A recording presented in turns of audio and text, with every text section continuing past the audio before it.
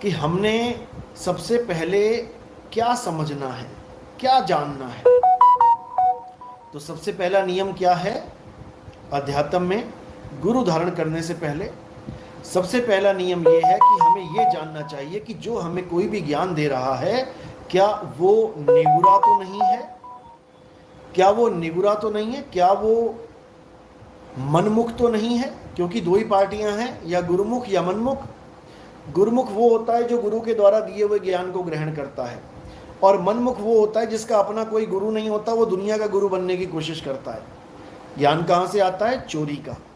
आज यूट्यूब पे तुम कुछ भी खोल के देख लो, तुम्हें ज्ञान हो जाएगा, थ्योरी पार्ट वाला। तो इसका मतलब ये थोड़ी नहीं कि तुम ज्ञानी हो गए।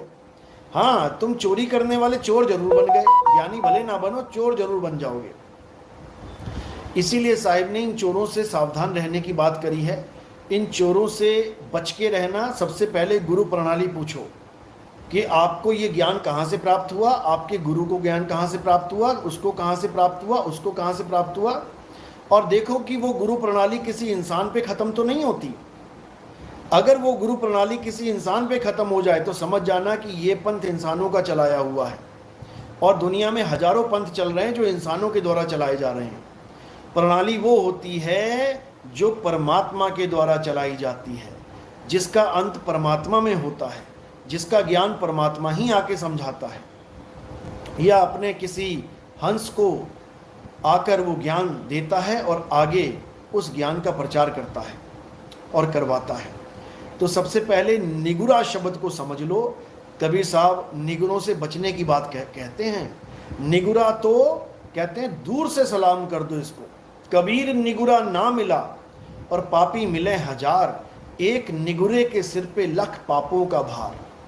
तो निगुरा ना तो कभी अपने पापों से मुक्त हो सकता है और ना ही किसी दूसरे के पापों को क्षमा करवा सकता है।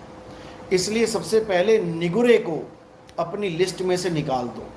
निगुरा तुम्हारे पतन का कारण बन जाएगा। निगुरा तुम्हारा जन्म बर्बाद कर देगा, क्योंकि निगुरा सिद्धांतिक ज्ञान नहीं दे सकता। निगुरा नकली ज्ञान पकड़ा सकता है, निगुरा कॉपी पेस्ट किया ज्ञान पकड़ा सकता है, निगुरा बातों के हलवे बना सकता है, लेकिन निगुरा अनुभव ज्ञान नहीं बता सकता, क्योंकि उसको अनुभव ही नहीं है। समझ लो। और ये निगुरे ज़्यादातर कहाँ पाए जाते हैं?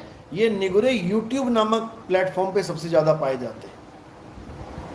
ये निगुरे भरे पड़े हैं YouTube पे, इनके सब्सक्राइबर 5-5 करोड़ हैं। समझ लो, ये निगुरे हैं, ये घर बैठ के गुरु बने बैठे हैं। ये डिग्रियां भी नकली लेके चलते हैं। कुछ लोग अपने नाम के आगे आचार्य लगा लेते हैं, और उस आचार्य नाम को देख के सुन के कई लोग सोचते हैं कहीं ये सच में आचार्य ही ना हो, कि ये सच में ही आचार्य है। जबकि आचार्य नाम की डिग्री कहाँ मिलती है? ये हमारे जो गुरुकुल संस्थान हैं, जो बड़ी बड़ी यूनिवर्सिटीज़ हैं, जहाँ पर कई कई साल ग्रंथों का अध्ययन करके, कई कई साल उनको समझ के, उसके बाद जो परीक्षा होती है और जो रिज़ल्ट आता है, उस डिग्री को लेके कोई अपने नाम के आगे आचार्य लिख सकता है। कोई लल्लू पंजू, कोई एरा गैरा नत्थू खैरा, कोई इंजीनियर या कोई IITN या कोई भी ऐसा बकवादी अपने नाम के आगे अगर आचार्य लगाता है, तो जनता को उससे सवाल करना चाहिए कि आचार्य की डिग्री आपके पास कहाँ से आई। कोई अपने नाम के आगे शास्त्री तक नहीं लगा सकता। इसका भी एग्ज़ाम होता है, शास्त्रों का अध्ययन होता है, इसका एग्ज़ाम होता है, इसका रिजल्ट आता है, तब जाके कोई अपने नाम के आगे शास्त्री लगा सकता है।